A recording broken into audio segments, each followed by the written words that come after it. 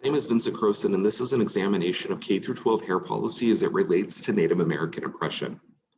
Understand before we begin that we're looking at the tension that exists between the K-12 education system and its hair code as it relates to minorities and Native Americans who are faced with navigating the hair code policies that suppress their cultural identity. To do that, we're going to look at two incidents. The first comes out of F.J. Young Elementary School in Seminole, Texas. A student was sent home for wearing his hair in a braid that reflected his cultural heritage. Second, out of Arrowhead Elementary in Santa Clara, Utah, a Native American was sent home for wearing his hair in a mohawk. Both of these incidents are problematic. First, the school sent these students home because their hair clashed with the policy, although their hair was reflecting their cultural identity. Second, these students were sent home until their parents could prove their Native American heritage. This is problematic because it shows that the United States requires a bright line for any culture to be considered correct under United States lenses. But before we can dissect those incidents further, we need to understand the relationship between capitalism and the state. First, understand that the state produces workers. The state produces workers in order for the capitalist enterprise to grow stronger. When the free market grows stronger, the United States increases its hegemony and grows stronger overall. There are two instances that really exemplify this. There's more, but there's two incidents that I feel really exemplify this relationship. The first, the capitalist increased its power by creating federal boarding schools that require Native Americans to learn Anglo and agricultural practices. This is problematic. The United States was forcing Native Americans to turn away from their culture into Anglo culture to become an agrarian worker. When this happened, yes, the United States increased its power overall, but it was at the cost of assimilating Native Americans. Second, United States slavery. The United States again increased its economic hegemony on the world stage, but it was at the cost of slave lives. When this happened, slaves were forced to work under the capitalist enterprise while the United States created policy that allowed this to happen. This is all a means of colonization, specifically settler colonialism. The United States, in settling the new land, was using natives and also bringing individuals over from another land in order to work the land so the United States could become even stronger.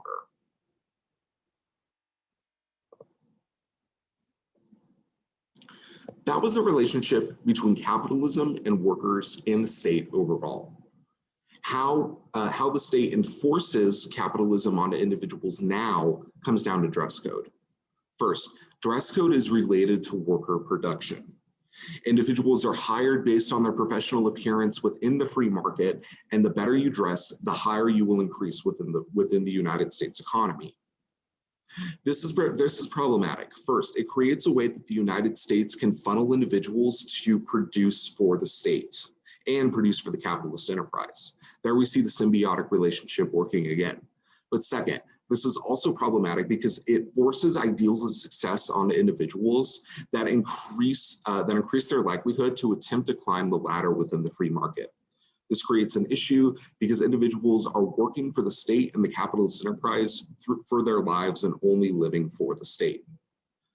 School dress code is a reinforcement of this. This project analyzes several school handbooks in which they want students to dress for success. Schools teach ideas of Anglo-capitalism in order to make sure that students understand how to advance in the workplace, and they do it all in the name of student success.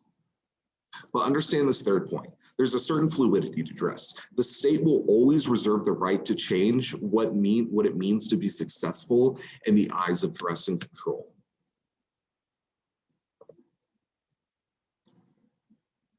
The state does this through biopolitics. There's three facets to this: surveillance from Michel Foucault, punishment from Michel Foucault, and then bare life from Gregorio Agamben.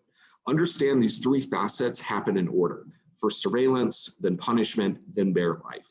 In surveillance, educators are looking at students and critiquing their dress. Punishment is creating a punishment if students are not within the guidelines that are set by the controlling agent. Bare life is when punishment has beaten students into submission to work for the state, creating a bare life in which their Zoe has been hacked and their BIOS is being used specifically for production.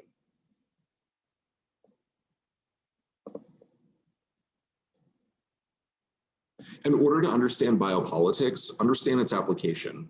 Again, first, surveillance. Educators and lower level administrators within the classroom are looking at students constantly, determining if they're fitting into the standards that school districts, subsequently the state, has set. Second is punishment. Punishment guidelines have been created for students who refuse to concede and conform to Anglo standards. This is very problematic because it beats students out of their own cultural identity and forces them to turn to a more Anglo cultural identity. Third is probably the most problematic, bare life. Instead of having a unique cultural identity and a unique production for your own life, you're only producing for the state and increasing their power.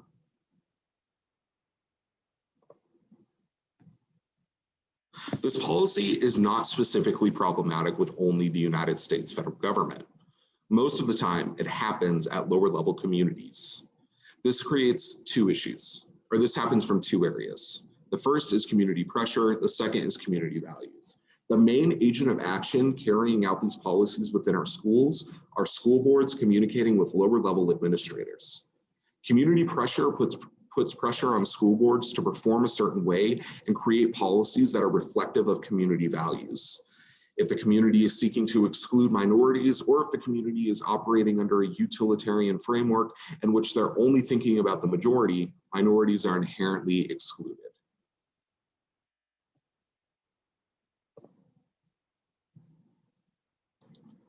Understand that communities face the bulk of this issue. They are the ones perpetuating this issue within the status quo. But something within the United States can be done if the federal government were to intercede. Unfortunately, the only time the federal government has really ever taken a look at dress code was when the Supreme Court looked at Tinker v. Des Moines. In a school district where students were wearing armbands to protest the Vietnam War, the federal government ruled that it was in fact a method of free speech. While this ruling is in place, it doesn't really touch on dress code or hair code. If you want that, refer to the federal circuit courts. The 5th, 6th, 9th, 10th, and 11th federal circuit courts are actually against free hair code. They would rather default to administrators who they feel have more experience dealing with hair code and students. This is problematic for a very simple reason. As we've seen, community pressures are what pressure and motivate school administrators to do what they do. If federal government policy were to intercede, we could start to see real change occur at the local level. But the federal government has had some opinions. Refer to the federal circuit courts of the 1st, 4th, 7th, and 8th circuits, who are for free hair code and see it as a freedom of speech. Or they need more complex explanations for administrators when they rule that hair may not be acceptable, that a certain hairstyle may not be acceptable within schools.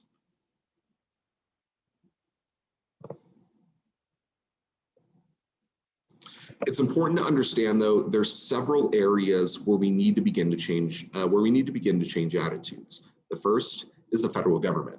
We've already seen that the federal government really hasn't taken much of a stance except within its circuit courts. If the federal government were to release more policy that would override state and local level policy, we can begin to see change. But second, school boards are where we need to see change, rejecting community pressures, but instead increasing equity for everybody within the status quo is what school boards need to be focusing on.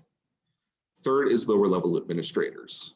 Understanding that lower level administrators are at the mercy of school boards, lower level administrators also need to take individual responsibility and reflect on how they handle situations in which they are enforcing school board policy. Lower level administrators also have the option to simply reject ideas of Anglo control and attempt to make reform by themselves. Third is educators. Educators, yes, are at the mercy of the entire school district and subsequently any overruling policy. However, educators themselves can begin to become more culturally sensitive and realize how to navigate a diverse landscape within schools. Third is individual responsibility. Anybody listening to this presentation or anybody within the United States and subsequently the international community needs to start understanding that we are a diverse world. And if we do not start living up to standards in which we can include equity for everyone within the world, then unfortunately, we're not going to have a world that's really, that's good for all. Understand the time frame of this. It needs to happen quickly. We need to start increasing equity for all in a quick way, but make sure it is distributed fairly. Here are all my image citations. Thank you so much.